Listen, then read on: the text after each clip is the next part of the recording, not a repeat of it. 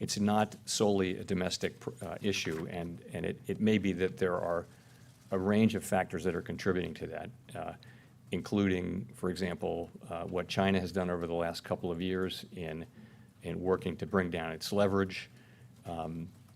Some of it may be uncertainty over your supply chains due to trade developments. The Boeing 737 issues may be contributing in their own way. So their lower oil prices are contributing to lower investment, although they're also leading to lower gas prices, which supports spending. So there are many, many things. There isn't any one thing that explains it all, but it's something that we're watching. But you do see growth in services. So this pattern around the world of weak manufacturing, but growth in the far larger part of the services economy, which has led to low unemployment, good job creation, rising wages. So that's kind of the two big pieces of it that you see. Then you see the cross currents. If you lay the cross currents on top of that, concerns about global growth and trade developments, you have the full picture. And I think what we took away from that picture is that we'd like to see more, that we do see these risks, and what we want to do is we want to watch and see whether they continue to weigh upon the outlook. Okay, Mike, and then Victoria. Michael McKee, Bloomberg Television and Radio. If consumer spending is solid and business investment has been slowed by uncertainty, I'd like to get your thinking on what a Fed rate cut would do. Have you modeled the additional growth and inflation you might get from a rate cut? Can you identify any sectors that would benefit from a lower cost of capital? Or is this really about the Fed being the only game in town? Well, we have the tools we have, and we're committed and sworn to use them to support economic activity. And they do support economic activity through a number of channels that are reasonably well understood, some more directly tied to interest rates than others. But we do generally believe that our interest rate policy can support demand and support business investment as well. And so we'll use those tools and use them as we see as appropriate to achieve our objectives, which really are to sustain this expansion. And I would just make a note of that. The reason why we say sustain the expansion is you're seeing now for the first time, communities that are being brought into the benefits of this expansion that hadn't been earlier. You're 10 years deep into this, and that's something we heard quite a lot at the conference in Chicago on the review. And I just would say that's why we think, it's one of the reasons why we think it's so important to sustain the expansion, keep it going, because we really are benefiting groups that haven't seen this kind of prosperity in a long time. But given your description of the cross currents, do you think Fed policy can solve those problems? So we take the cross currents as a given, and we have our tools. We react to anything in principle that could undermine our achievement of our dual mandate goals, maximum employment, stable prices, is worthy of our attention and can call forth a policy response. And that's just how we look at it.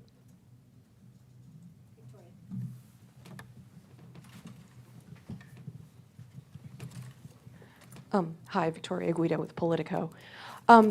You've said that the Fed doesn't take short-term political considerations into account, and you've defended the Fed's independence.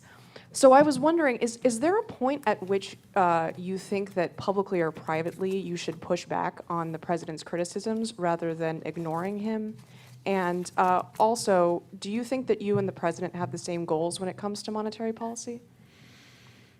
I don't discuss elected officials publicly or privately, really. So I would just say that we are, at the Fed, we're deeply committed to carrying out our mission, and also that our independence from direct political control we see as an important institutional feature that has served both the economy and the country well. Nancy Marshall-Genzer with Marketplace. Chair Powell, are you concerned that new digital currencies like Libra, which Facebook unveiled this week, could undermine the Fed and erode your power to influence the economy? And did anyone from Facebook talk with anyone at the Fed before Libra was unveiled this week? So on your specific question of digital currencies replacing central bank currencies, I think we're a long way from that.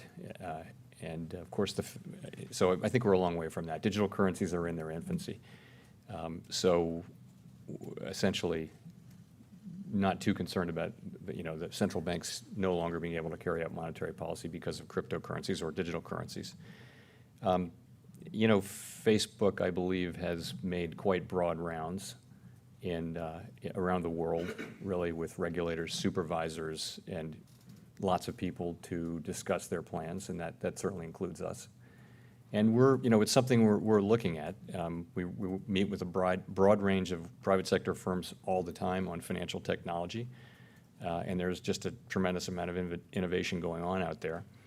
There are potential benefits here. There are also potential risks, particularly of a currency that could potentially have large application. So I would echo what Governor Carney said, which is that we will wind up having quite high expectations from a sort of safety and soundness and regulatory standpoint if they do decide to go forward with something. Do you think the Fed would be involved in regulating Libra then? We don't have plenary authority over cryptocurrencies as such. They play into our world through consumer protection and money laundering and things like that.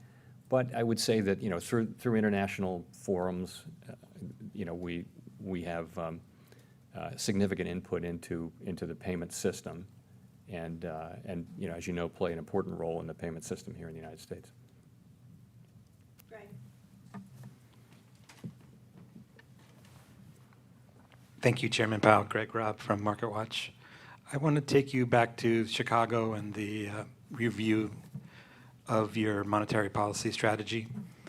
And something interesting I think is developing is that outside experts are excited and are like the idea of the Fed shifting your inflation target up to 4%, around there roughly, I guess. They think that would help monetary policy, and that there's no 2% is not like sanctimonious or anything or whatever, sacred. It seems that you've taken that off the table. So I was wondering if you could discuss that. Have you taken it off the table, and then if so, why, and what's your thoughts on that? Thank you.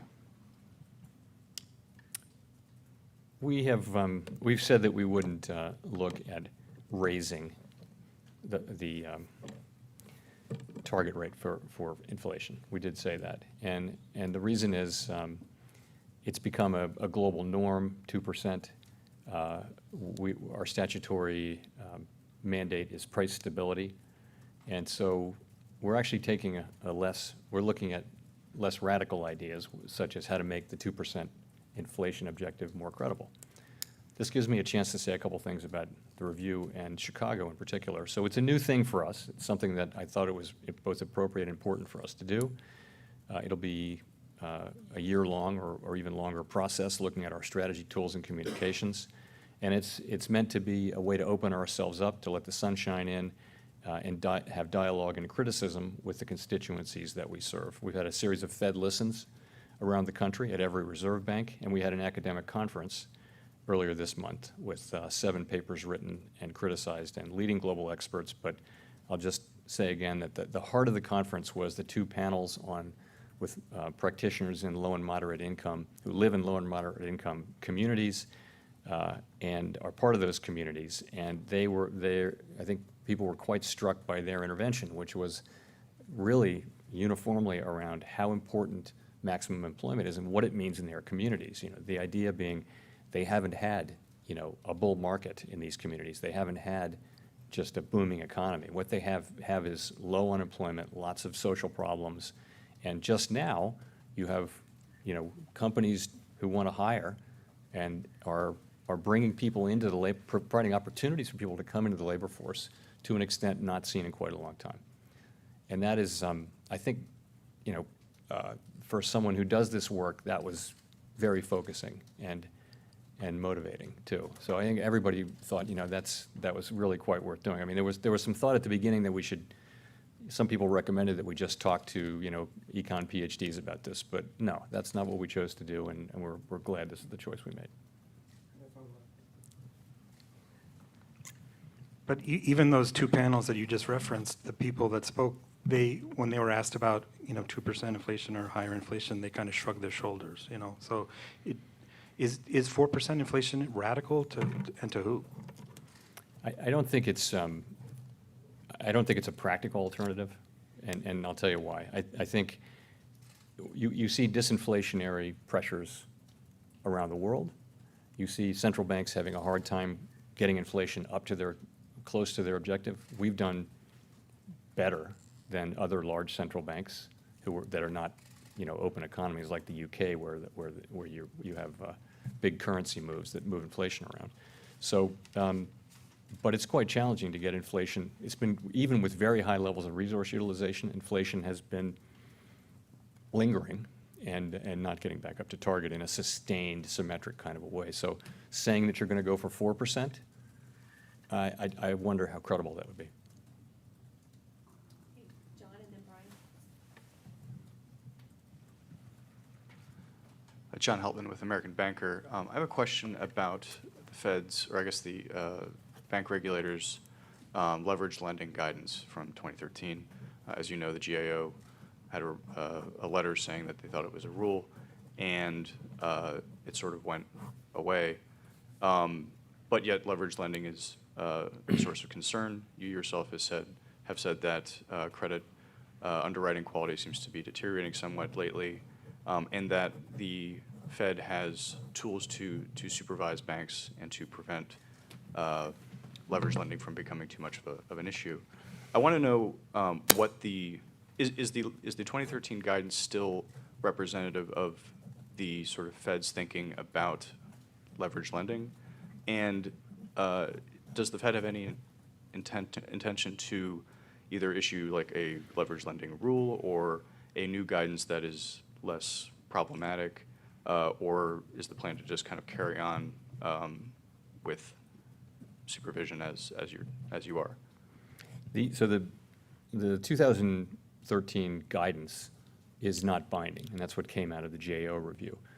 But that's really the beginning of the story. We have the authority we need to examine the banks for safety and soundness exposure. So the first thing you start with as a bank supervisor is the risks that the banks are taking to themselves through their portfolio, through the risks that they're running, and the pipeline, the obligations that they've undertaken to underwrite deals. And so we monitor that very carefully. So do the banks. And you see exposures that are much smaller than they were before the crisis. And by the way, we test that regularly in the stress tests. We impose very large losses on those portfolios, so we kind of have a sense of what that is. Whereas before the crisis, there was a lot of lack of knowledge about what the losses would be. So that's where it starts for us in supervision, is the risks that the banks are running on their own books and to themselves and to each other. So, and that I feel like that's in a good place, but we never say mission accomplished on that. We will keep monitoring that carefully. What's happened though is the paper is now owned by market-based vehicles, collateralized loan obligations, mutual funds, and things like that. And so we now have we have a good sense of domestically of where that paper is. I think internationally, not as much, and the Financial Stability Board is actually looking more carefully at that. And we monitor those vehicles to see what they are, and they're actually pretty stably funded in the sense that there's no run risk, but there's still macroeconomic risk. And this is something that we take very seriously, and that the FSOC, the Financial Stability Oversight Council, is looking at. And we call it out as a macroeconomic risk, but it's not really a financial stability risk in the sense that it could undermine the ability of the financial system to do its job of intermediating credit. But is there any intention, is there any plan on the part of the Fed or other regulators to sort of create any additional clarity and consistency, really? I mean, that's the other point of guidance, right, is to make sure everyone knows kind of what the supervisory expectations are for leveraged lending, and for anything for that matter. Is anything else coming, or is it just going to remain kind of like bilateral kind of conversations with banks? You know, I think the issue isn't that the banks don't understand what the rules are. The issue is that the risk isn't in the banks. It's out in those market-based vehicles. So I don't, you know, I no longer am day-to-day involved in this as I was before I took this job. But my sense is, though, that that's really not the problem. I'm not saying it's perfect, but I think we do understand what risks the banks are running. And really the question is, how concerned should we be about large holdings by market-based vehicles that I mentioned, and what risks do they present? And we're very carefully assessing that, and we continue to take all of these risks seriously. You know, I gave a whole speech about this a few weeks ago. So, Brian and then Jean. Hi, Brian Chung with Yahoo Finance. I'm just wondering if you could expand a little bit on the labor market. So the statement noted that the labor market still remains strong, but the May jobs report that we saw missed on estimates, but unemployment rate still stayed at 3.6%. I'm wondering how you reconcile that with the fact that we only got 3.1% year-over-year wage growth in that report. What does that tell you about employment? And by all standards, compared to, say, a month ago or a year ago, are we closer or farther away from full employment or maximum employment? you know, we have to be closer because more jobs are being created than people are entering the labor force. The unemployment rate is lower. You know, by just lots and lots of numbers, the labor market is in a good place. You mentioned wages, so the level of wages is very consistent with